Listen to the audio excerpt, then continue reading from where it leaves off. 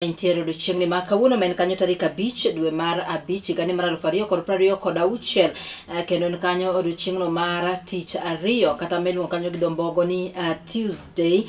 Gino kanyo ni intiere makare kama mora ma intiere ma en chenro mar chuny wach kokalo kanyo wang' jowi mar Kala TV. Iyudowa kanyo achiel kachiel mano kokalo wang' jowi mari kachiel koda ka mbui mopogore opogore, mano mar Facebook iyudowa kanyo e Kala TV Live, mano mar YouTube iyudowa kanyo e Kala TV, mano mar X Kala TV kachiel koda ka TikTok Kala TV. Kendo inyalo chulonwa ote mari kotenore koda ka penjo minyalo bedo godo kata wach moro amora minyalo bedo godo, mano e chenro ni ma wan godo mar chuny wach, mano e Kala TV Live Facebook page marwa mar Facebook Kala TV Live. Idhudowa achiel kachiel odiochieng'ni ma kawuono. Mataye chenro ni kaka pile en an Brenda Agenyo Nyasuba Nyanam. Asedonjo kae ni wadhi tare kodi nyaka ngrom kanyo saa auchiel mar odiochieng'.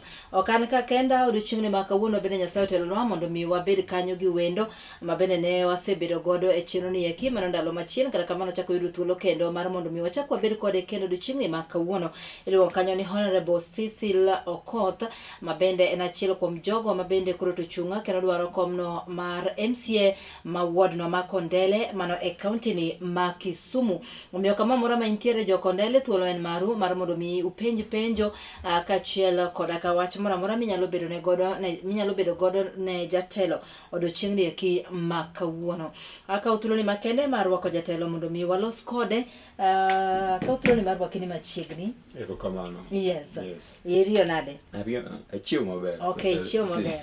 Just anybody have you seen in the morning? Yes. Ambana chiew makare. Kamano. Yes. Agoero kamano kuom choponi kendo e wang' jowini mar Kala TV odiochieng'ni ma kawuono. Erokamano. Ne wendo mane wakungo bedo godo e chenro ni kane wachako chenro ni. Yes. Omiyo achaka moro ka wachako bedo kodi kendo odiochieng'ni ma kawuono mondo mi wachak walose gi jo Kondele kachiel koda ka Kisumu mangima. Erokamano. Maybe ami thuolo mondo mi ulri ne jo Kisumu. Yes. Mani mbele uka odiochieng' ma kawuono ni iluonga ni Cecil Okoth. Ajaseme mawuok Kondele Manyata. To mani kuma wuok kendo kuma dake aja ohala ei Kisumu ka, to kendo aja siasa. Kendo achung' Kondele ward alaro kom mar MCA 2027. To mano SSL ma wan go ka odiochieng' ma kawuono ni. Yes. Wane jatelo manyien ma bende jo Kondele koro to oikre godo. Chakuru ng'iyo gi jatendu chon jo Kondele. Chakuru ng'iyo gi jatendu chon sama chon mowinjore. So wadhi loso about weche mopogore opogore, but ahinya weche go mag siasa ma bende sani koro to ringo e pacho kaeri kendo omulo ganda jopiny e pacho kaeri. Ka wach masani neno ka miyowa pek kata wach manyalo miyo pek sani weche go mag siasa mano kwa chako gi kapok wadhi Kondele kata pok waduogo Kisumu kaeri ka wachako kanyo gi piny Kenya ngima. Ni waseneno ka moko kuom jogo kata jokanyo mantiere machiegni koda ka jatend piny Kenya Laktar William Ruto sani koro to nitie kaka owuok oko to umosuo koda ka mane en kere pacho kaeri Migosi Uhuru Muigai Kenyatta.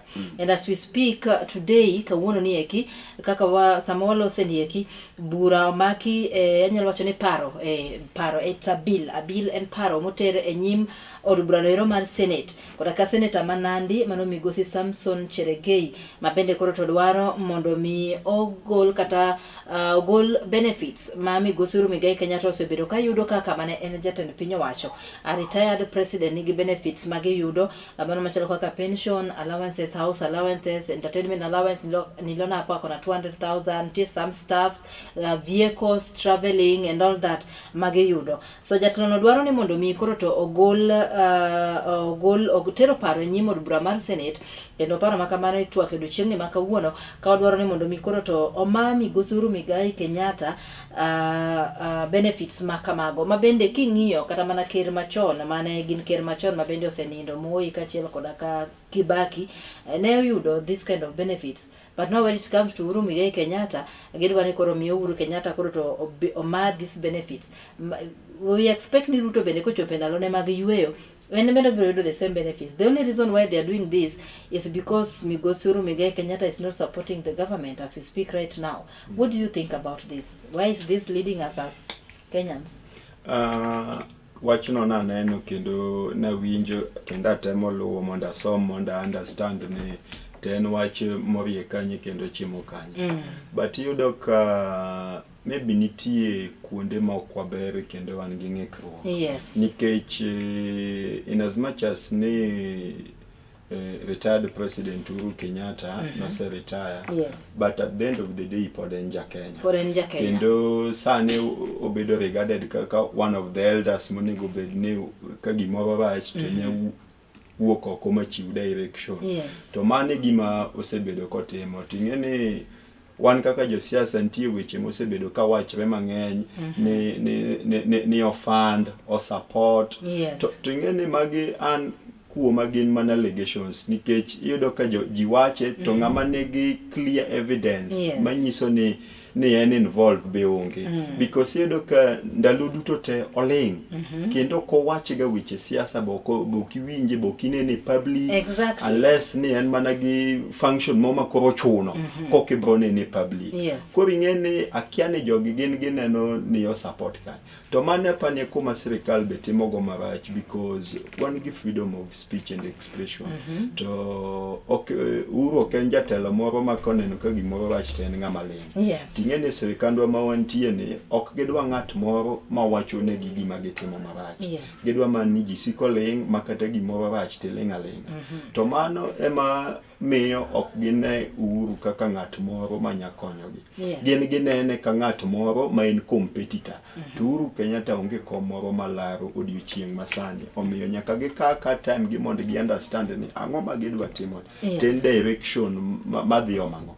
Ing'e ni direction no medo ma omo tungni e piny ka to already wan gi tungni mang'eny monego bed ni sani wa focus ni ere kaka wadariwore mondo wabed kanyakla e Kenya achiel. Yes. Yes. Awinjo kiwacho kanyo ni in Kenya wan gi freedom of speech. These people are accusing Migosi Uhuru Muigai Kenyatta ni ene mage ineno ka gima ene mosebedo ka ofund moso kweth mag linda mwananchi. Nyiso ni en kanyo e opposition. Do you think it's wrong for Ker Manose di retire mondo mi odonjre weche be mag siasa? It is not wrong. Mana kaka wacho cha ni sani wa regarded as an elder. Yes. Who can give direction ka wan kumarach. Yes. To king'iyo kata gik mane gima maybe osebedo kowacho kata ko ne public moro. Yes. But you see ok en ng'at moro mobedo involved directly. There is no direct issue malink gi political situation ma wan go sani. Yes. Omiyo en be en gi duol maka gimoro rach to en gi right mar wuok oko mondo wach ni gini tok dhi maber gi jopiny. Yes. Lose. Yes. Weche wachore nitiere ka sani koro to jatelo piny Kenya is losing strength mare mane gweko mag Mount Kenya kocha. Do you think this is the truth? Wacha nitie ka koro weche ok dhine maber kabisa and they are trying en gi jalupne mondo mi gilosane yore moko ma ginyalo ponyoka godo, yore moko ma ginyalo yudo godo back that support. Currently to weche ok ber. Ok ber. Ber mondo wanyis adier kendo wawach gima timo. Nikech an kaka zaseli awuotho pile. Yes. Kendo seche moko penjo ji ni in neno nade. To kiyudo nyoro ka an kumoro atimo service mar mtoka to osiepa no sebedo ja dayad maruto kabisa. Yes. To nyoro boko ne Cecily ngeni an sani kora lokra. Ni an sani be kora ja wanta depend tango sati.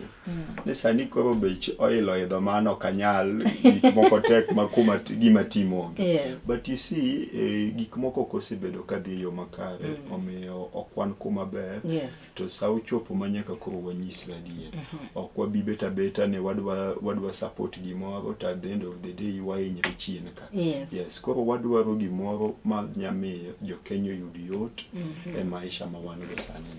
Kaluwore gi oboke ma Monday, I think neno oboke ma Monday, Friday, Monday, apo weekend, wacho kanyo ni nitiere kaka Ker Ruto osebedo kawacho, okay, the government, let me just use the government, osebedo kachiwo report mopogore gi report mabende koro to ichiwo koda ka jogo mochung' ne control of the budget and all that, jogo mochung' ne rango kanyo ka budget mak piny Kenya cha. Wacho ni economy masani ngima omedore, bech ngima medore malich mokalo kendo uchumi medo idho seche masani. At the same time the president is telling us ni uchumi ni kuma ber ka ipimo koda ka kinde man chien. Ma keto japiny kanye, because in kaka japiny ere kaka japiny ere kaka inene, ere kaka inyalo kawo wachni eri ka ifwenyo ni gima jatend piny owacho osebedo ka wacho pogore gi gima is there in the writing, gima ji te nyalo neno. Apani an kang'iyo gik ma ker osebedo ka wacho to se ka penjwa ni be joge motiyogo miye the right information e gima timre ground, nikech iyudo ka gimiwacho gi gima nie ground are totally two different things. Very true. Yes. Koro miyo an ayuak pile ni maybe jomotiyogo ema faile ma ok dwa nyise the right thing matimore. Apani joka dwa mano nyise gik mogombo winjo. To mane miyudo koseomo chandruok maduong' momiyo ng'eny ji ose lose trust kode. Yes. Iyudo ka kodhi kumoro to maybe iyudo ka nitie projects manowach ni osetim kata nosetiek, tiyudo ka ang' ker obiro kanyo to gino maybe kaka nobedo launch onge gima osetim kata. So iyudo ka mage mosebedo shortcomings meke kabisa, to mane moseketho kinde gi jopiny. Yes. Nikech iyudo ka nitie projects mang'eny mosebedo launch, but at the end of the day ok gidhi mbele kata gistol diere kumoro kanyo. Ting'e ni mane maketho kinde gi japiny, nikech japiny en ng'at moro ma kipromise gimoro to make sure ni deliver gimi promise, mane kidhi bede good books kodgi mondo gik moko dhi e yo makare. Do you think ODM is prepared for 2027 election? ODM as a party? ODM as a party, I think ni ok wan prepared kalure gi maybe ng'ekruok ma wasebedogo. Yes. Because iyudo ka wasebedo gi different views from different leaders within the party ma oseomo chandruok maduong' kabisa. Koro iyudo ni pogruok ne osemiyo ok understand ni to ere kuma wadwa move for the next election. Yes. Yes, nikech iyudo ka pogruok moro nitie kacha manitie joma support maybe two term, nitie joma support one term. Linda Mwananchi, ODM, Linda Mwananchi, ODM, Linda Ground. Yes, koro ineno ka pogruok nitie maduong'. Yes. Koro omiyo waonge one stand ma wadhigo e next election. Yes. What do you think ODM should do? ODM maybe kwa wachope 2027 yude ka ODM bende ni strong. Ineno sane nitie retreat madhi mbele, to nagombo ni jotendwa gi obed piny mondo gimany focus wadwa bedang'o. Yes. Yes, what is our main interest in the coming election? Yes. Ang'o wanya achieve in the coming election, so that we unify together mondo we understand ni mai gima as a party waneno ni ber mondo watim to gibed into agreement jite. Nikech party ni en marwa wate. Ing'eni sani kochak riemb ji e party, party need numbers.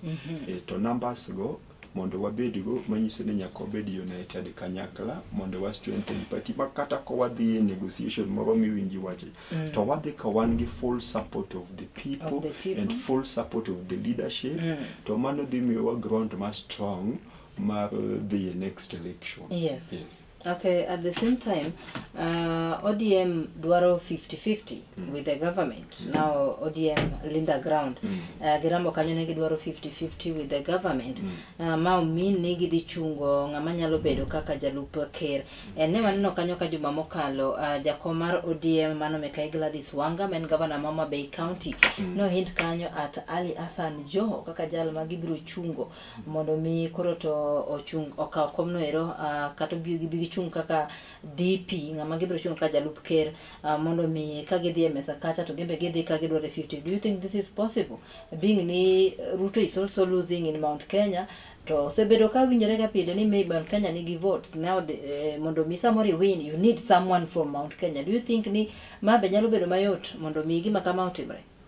Ken gima yot because ing'eni jo Mount Kenya ma pod odong' e sirikand Ruto gimbe position ne ma gimako matek kendo gigo eko kendo gigo eko iwinjo chien kanyo ka Oburu notemo ngeko nodwa bedo deputy president. Yes. To nena kaka ne giwuok tung' mosuo ka giwacho ni position mar deputy is non-negotiable. Yes. Koro ok en discussion madhi bedo mayot mondo agreement obedie, because president ing'eni dwaro ji te. Exactly. Odwa section of, in as much as Mount Kenya to partner oseweye, lakini odwa section moro mondo at least propel votes monyayudo to win an election. So it's a difficult task for the people who are going to negotiate and come up with a candidate madhi bedo strong to win the election. Just on top of that, if any case wakawne makoro gima nyalore, yes, do you think Joe is the best candidate for this candidate? He's a good person, and we cannot dismiss him because currently he's even a CS. Yes, and you see, someone must of a position nature is capable of becoming anything within Kenya, because you look alias and Joe Sebedo MP, Sebedo governor, served 2-term governor, Kendo Sanyo served as a CS. So he has been moving along the ranks. Why not Oburu? Because Oburu is the party leader. Oburu ngene egasa ne boss de mangenya enya kane pacha to he shouldn't be involved actively, so that we don't burden him mondo waluze mbeleka, because gegacha odwaro ni koritere mos yweyo mang'eny tich matin to position mar DP ok dwa gi Railan macha position madwaro ni kawuono kichiew ke in Kisumu, tang godhiambi chiew ka in Malindi, to kinyi yudri ki in Turkana. En ng'wech matek ma kionge teko to Kenya. Yes. Do you support zoning? Zoning chato pok odonjo na maber, because I feel we are in a democratic country. Yes. People should be given opportunity to vie and express themselves. Yes. So for me, I don't think I am supporting zoning. I want us to have a free and fair election. And first, to have a free and fair election, it means we don't have to block some other section of people from vying, because angima wacho pile kaka ODM, kawa believe ni ODM ni Nyanza is a stronghold of ODM, then it means ni ODM can win any seat irrespective of opponents voting from other parties. Yes. So Edoka maybe a section of ODM nyaluo zoning, because at one point we have lost touch Gejapeng.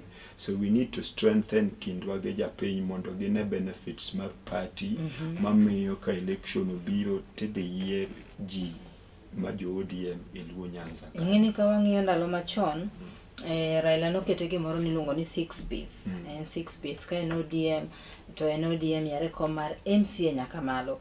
And I think I don't know, maybe if I may just ask, do you think this thing was really influencing jopiny kata yiero mar ng'ato?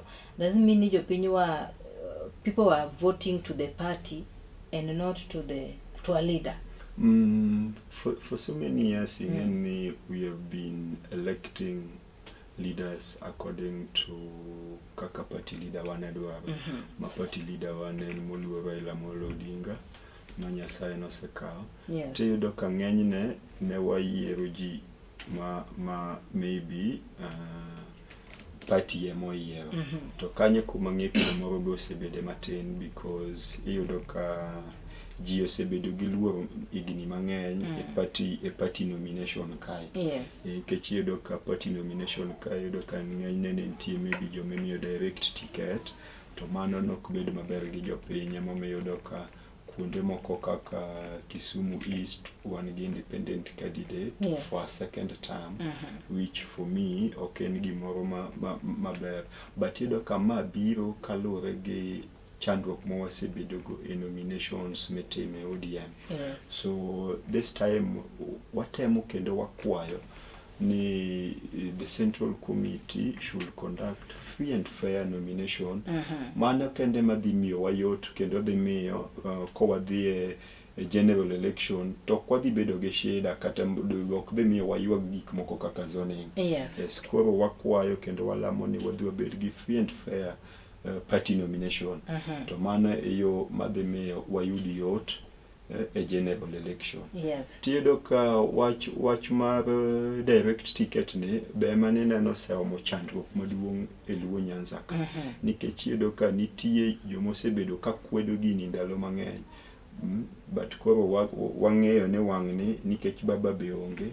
Pile ng'eni ne nitie tam moro manitiyogo ne wadwaro baba gi lange nikech jogi ema dhi konye lweny malo. Wang'ni onge lweny ma wadhi go malo mar baba. Koro manyiso ni siasa wadwa duoko mana piny ka. Piny ka mondo mi wabed gi jotelo manigi touch gi japiny madhi tiyo ne japiny kendo winjo wach japiny. Ma king'eni ok iti ne japiny to kik ichandri kata biro yudo chung'. Yes. Were you in Seme on this weekend? Yes. You were in Seme. So you saw what happened in Seme. So ningeni andala watu gik motimore. Maybe nikech awinjo kiwacho kanyo ni wuod Seme. Yes. Gima notimore Seme chadi wachang'o kaka wuod dala mano mokuongo to kendo kaka jatelo mochung' wadwaro ko mar MCA Makondele. Ok na en picha maber kabisa gima otimre Seme cha. Yes. Because en gima rach kosebedo ni sani wadwa gore kiwan kendwa. Ting'eni wan joluo ok onego bed ni wan adui kiwan. Ok onego bed ni an adui jatelo moro cha nikech maybe en gi paro mopogre gi mara. To mane miyudo koseketowa sani kendo kuma rach kabisa ma sani yudo ka ng'ene wagore ma wach moro wuok kane wan tam gi jatutam. To wach ni wan ema wagore moingo ng'ata ng'ata piny kae. To mane manomo chandruok maduong' kata Seme because nitie jotelo mabok dwa no wach adier. To samo chopo ni nyaka wanyisre adier gi gik matimore gi kaka wadwa tackle gik matimore gi. To mane kuma yudo ka ng'ikruok bete ma jikoso winjore. But an gi geno ne mbele ka wadhi loso mondo winjruok obede mondo wabedi gi ODM ma babo wewa ma ODM achiel. Jatelo kanyalo paro the first time mani wabedo kodi chenro machalo kora kamae ka watwak ni wacho na kanyo ni weche goeko mag hooliganism kachiel koda katiyo marach koda ka youth osedok chien. Can you still maintain that statement? Sani to okodok chien sani ng'eni insecurity ema na wacho nodok chien. Lakini sani wach moro biro mar goons. Goons gi ema koro dangerous moingo gimoro amora e Kisumu ka. Nikech chien ka isewinjo gik ma gisetimo, gik matimore kata Seme, gik motimre was a result of goons. Niwinjo kata ka jotelo kata Dr. Nyikal ma MP ma Seme mane gi liel niwinjo ko wache kaka gino timore. So an gima kwayo ni we must stand out and tieko wach mar goons ni. To shida maduong' mantie ni yudo ne jotendwa gi ema sani koro okawo wach goons ni matek. Miyudo ka kila team dwa no recruit goons mondo ne en gi teko kendo en gi power. Ng'ato dwa ni mondo mi obed failed kodonjo to presence ne bed failed ni entie. Tiyudo ka seche moko chopo makoro kaka contain goons gi bedo matek. Tami makoro kata in seche go gimiwacho kti nikech gise charge magin gima gidong' maginene ni wachwat ng'ane wago ng'ane. To mane ma omo chandruok maduong' kendo wadhi bedo gi pek maduong' kabisa election ma wadhi en because goons is going to play a big role in politics. Yes.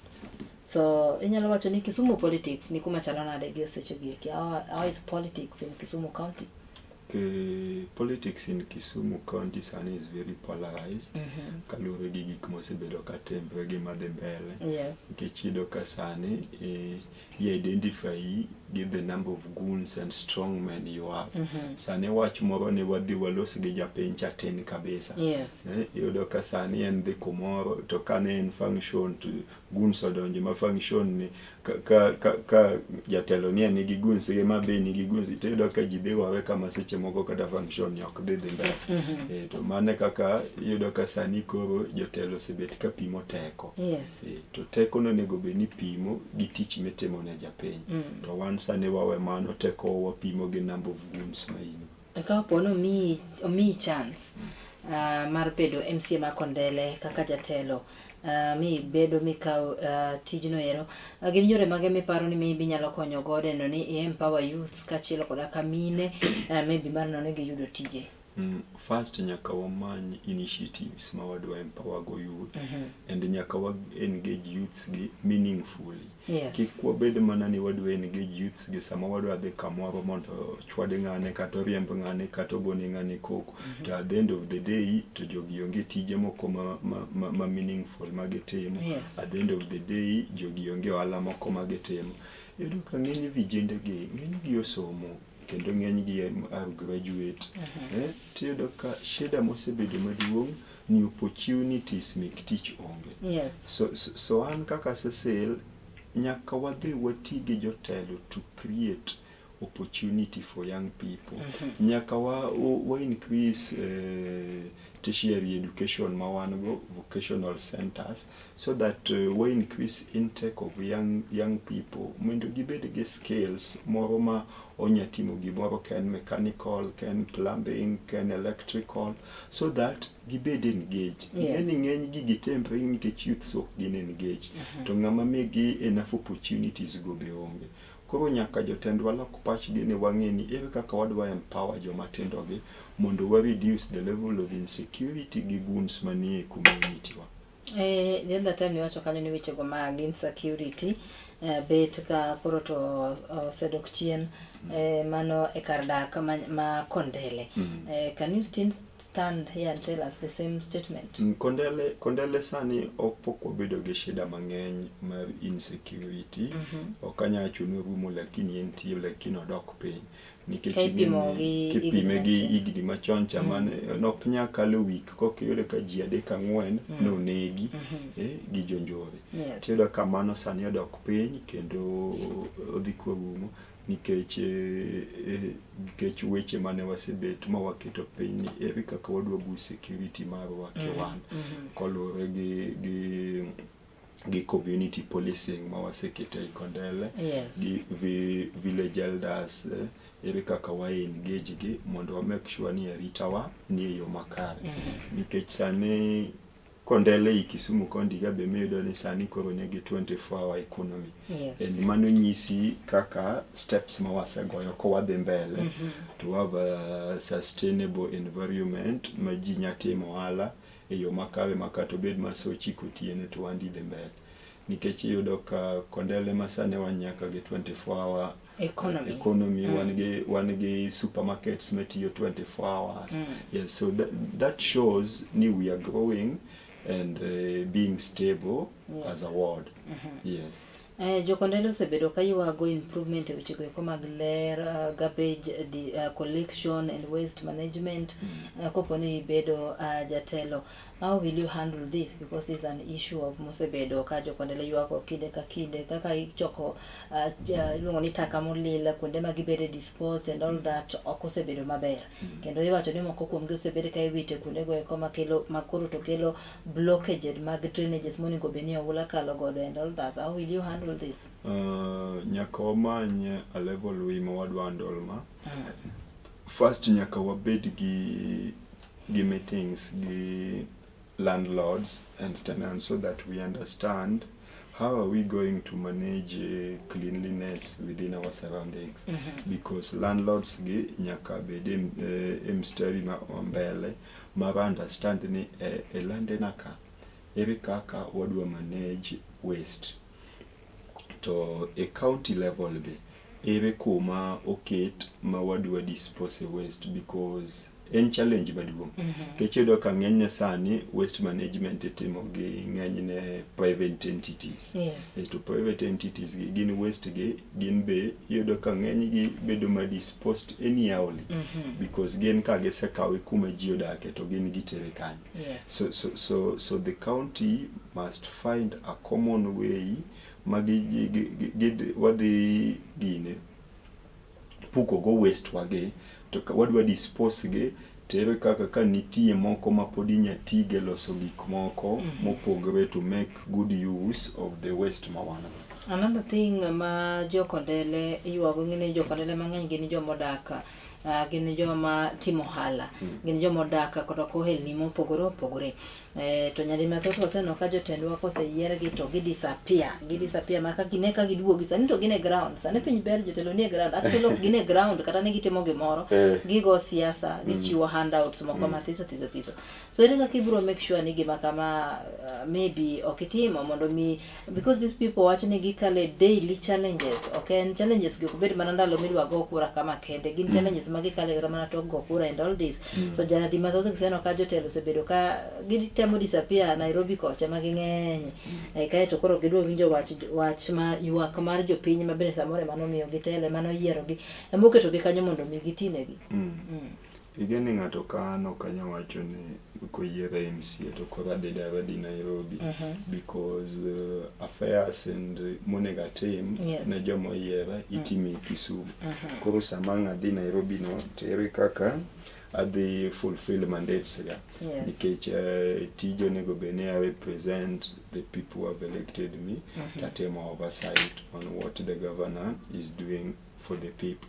So onge kaka magi anyatimo ka onge to pile banyiso jine I am an easily accessible leader nikech ing'eni an seselano nyuola Kisumu ka emadake be mapodanti Kisumu ka be matime businesses koro gima nyadara mayot podonge koro miya an gi jopiny kendo adwa wuotho gi jopiny kaka sewuotho kodgi chakre nyaka kuma chieng' moro wachope.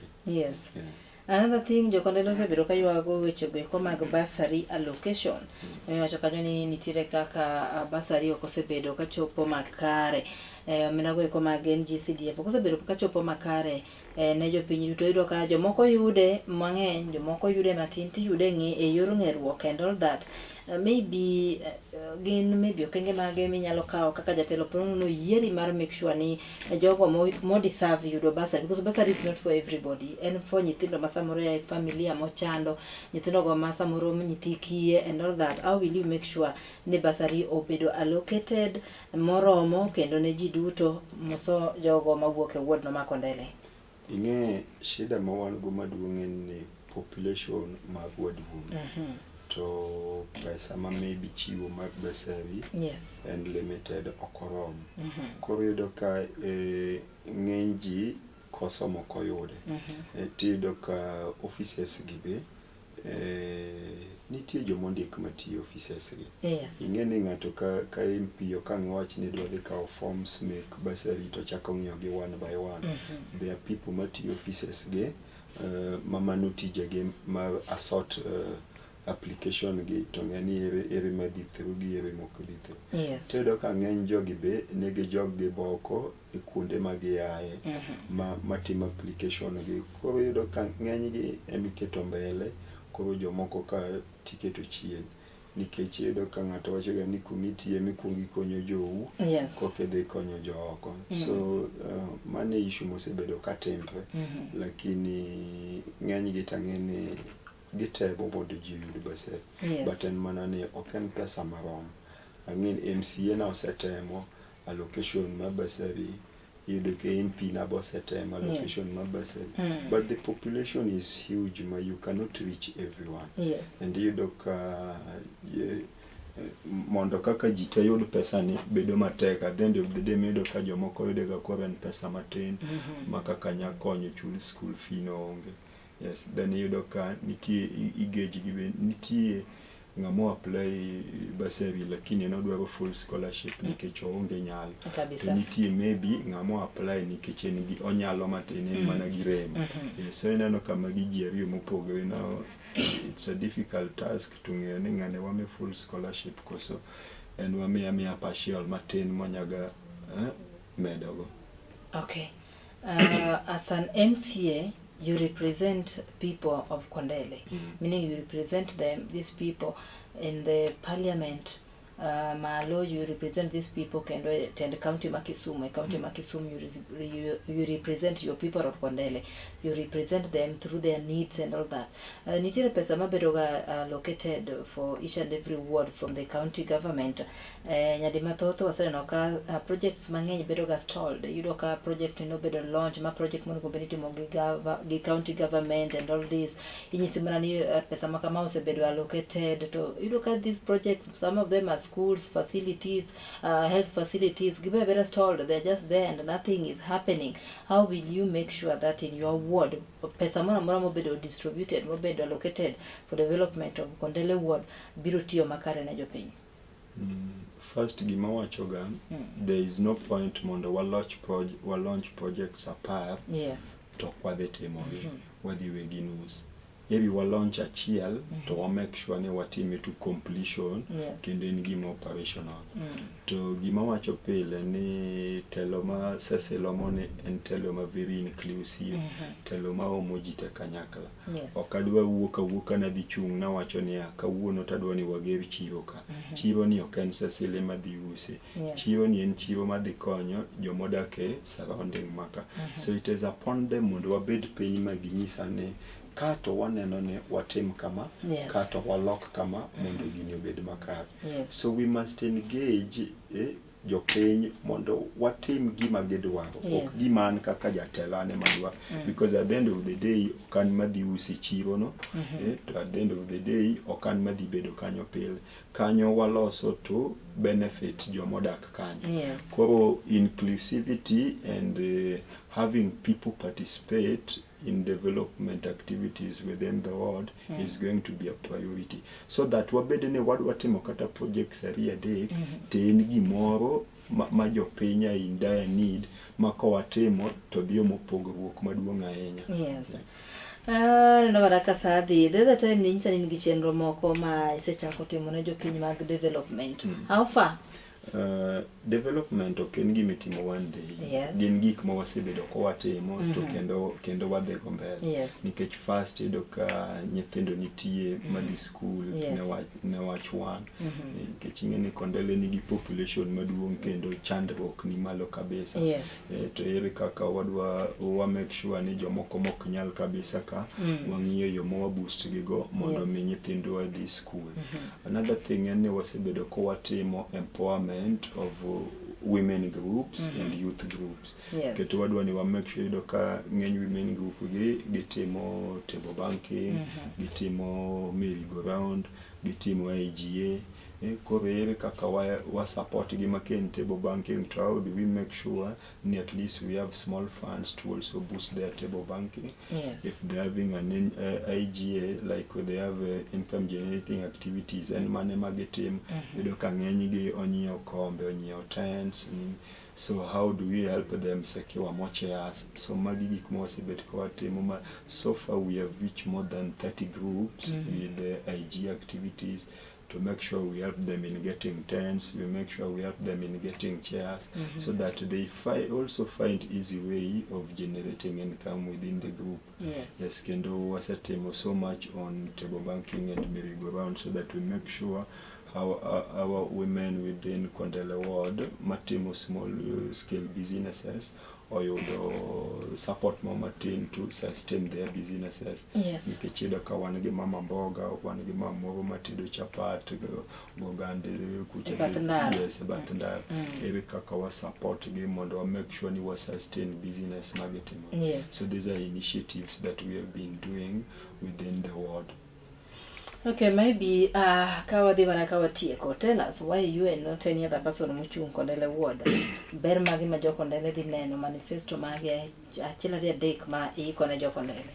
Jokondela ikone gi gik mang'eny mabeyo kabisa because kondele wano ing'e pila wacho ni okan wendo. Ting'e ni kumidonge minene chandruok moko, tiyudo ka koro in e position minya konyo mondo walok chandruok ni, mondo mi nyithiwa mabiro chien kik kale the same problem ma wakale. So that is why an awuok matek mondo mi a change. Iwacho ga niya, you leave home to change home. Exactly. Yes, so an awuok mondo a change home maen Kondele. To mano wadhi matimo nikech ng'eny gik matimbe Kondele gin gik ma understand. Youth unemployment, insecurity, women empowerment, health system. Nikech yudo ka health system is a big problem in Kondele ward. Kondele ward is the only ward within Kisumu Central maunge dispensary kata health facility. So those are the issues that we must make sure now at least we have something that can offer emergency support to our people. So magi gik momiyo aneno ni ane ng'at moro motegno mapod nigi teko mang'eny manya make sure ni gik moko machandowa e Kondele gi otimore kabisa. Kendo waloso gi yo makare nikech magi gik ma an be asekale to kadwa ni nyithinda ma chien ochako yud the same terrain ni gin be gichak gikale man. Nyaka wabed gi schools wa mobedo equipped maber ma can offer quality education to our kids. Nyaka bed gi health facility manya provide comprehensive health care to the community. Nyaka wabed gi markets ma well secured and they are having a conducive environment ma menewa wetewa nyatime wala. Nyaka wabed gi empowerment programs for young people. More make sure ni how are we boosting young people and how are we training them and getting them job opportunities because you know maybe does not have networks and connection. So we are going to act as a bridge to help get networks and opportunities for young people. Another thing, I am a businessman in Kondele and you find there are more than 10 lives ma also depends in terms of the businesses I do. So how am I also going to increase that so that we make sure we increase the base of young people who are surviving through businesses within our spaces. Nene maraka dakika beta ka osedhi matin. Jatelo gi mang'eyo ni as a ward rep kaka injal mabende koto dwaro kanyo MCA ma Kondele ward. Nyakidwar ni tend county mamado bende jatelo midhi tiyo godo. Obede jatelo no masa moro unyalo bedo godo winjruok achiel kendo ni jatelo masa moro nitie achiel ariyo adek ma unyalo bedo ni udwaro mondo mi otimre e kama intiere. Kisumu county wano ka the current governor mano ngire Peter Anyang' Nyong'o already tieko ndama mare mar ariyo koro wan kanyo gigeno ni odhi e yweyo mare. Kata kamano waneno ka yawuoyi gi nyiri ochung' mopogore opogore kendo mar oteke kaunti ni kima Kisumu. Be nitiere maybe just generally what kind of governor do you people want for Kisumu County masamoro nyalo konyo jopiny? And if maybe kuom yawuoyi gi wakeini mochungi diponi se yude moro masamoro neno ka onya wacho ni ng'ane to kama inge awacho ni governor is going to be challenging because wadwaro governor madhi winjo wach japiny. Mani challenge mwasebedo ga ahinya. Governor ma understand common mwananchi. Ok governor man matiyo ge working class. Because ng'eny population ma Kisumu gin johala matindo tindo. Koro nyaka bed gi governor madhi understand level ma wantie gi way ma wanya boost mondo wa open economy mar Kisumu. Nikech economy ma Kisumu sani ne kumarach kabisa. Because there are a lot of close downs. Ka Kisumu sani odere kendo tin. Emo yudo ka sani kiwuotho kata kiwuotho e town by saa achiel tido ka most places are closed. Sani kata kiwacho ni town ochako kanyi to gi kanyi understand bedo matek because kalore gi activities mosebedo kitimo e town. kendo waseneno chandruok mantie, iyudo ka jokanjo chando jotimo andasweka, tiyudo ka maybe kawuono dar gi kuma kama to alternative moro mimiyo gi onge. Iyudo ka Kisumu ka ne wan gi some business centers that were doing well, makata ka nidonjo Kisumu ka saa boro otieno chiko tipenjri ni to ma donji city mane, tiyudo ka sani mano ok exist. Iyudo ka ne wan gi kuonde moko kaka ne wan gi Wineka, ne wan gi Swan Center was a very busy space. Iyudo ka Railways piny kucha was a very busy space, and you see within time places did not directly collapse, and you see a lot of livelihoods were killed.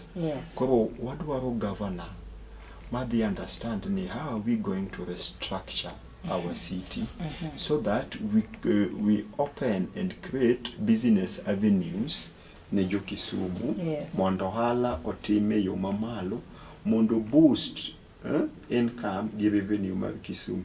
To mane yo ma wadhi dongrego kaka jo Kisumu.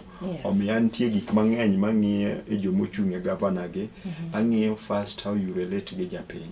Because japiny ni e ng'ama dhi goni kura te ng'ama nigi chandruok monego bed ni konyo. Second, ang'iyo skills ni on management. Ere kaka idwa dhi manage the county. Because ok wadwara jasiasa ma maybe inong'iyo manego koko. Wadwaro ng'at moro ma understand management be. To wadwaro ng'at moro ma at least is a little bit fair, especially to young people. Because in the next election, in the next government mar Kisumu County, we must see a lot of young people being given opportunity and spaces within the counties to lead. Moko kaka directors, chief officer, we want young people because these people are qualified, kendo in a position to lead, because gen gi nyalo kendo gen gi teko. To kendo joma tindo itiyo go mana to heko. To heko. Mar gorruok. Yes, koro magi gik mang'e jo mochung' governor gi matek kabisa, mondo mi wa make sure ni 2027 wayiero governor moro madhi tiyo ne jopiny, wayiero governor moro madhi change, kendo dhi boost the economy of Kisumu County, because we want to grow as a people of Kisumu. Do you have someone in mind you are supporting? So for now, for now to poka decide ambe ng'ama dwa no bed governor. But amba menyo gi mana ga kwinja nyisi no, kendo ng'iyo reaction, I interact kod gi most of the time, tang'iyo ni ng'ani en kadhi to gik monyisa be gin gik ma line gi ambe joga gi gima gidwa. To ng'ani be karich to en joma nyakonyo joga in need, because en ng'at moro madwara for gimodwa yudo.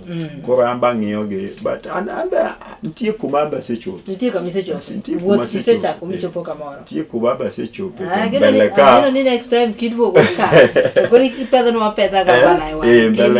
Mbele ka wadhi bedo ni koro nikech ing'e ni gima nokadwa ni nikech yudo ka jomoko koro kaka opponent gi yudo ka Inaia is a support ji ang'wen madwa bedo governor.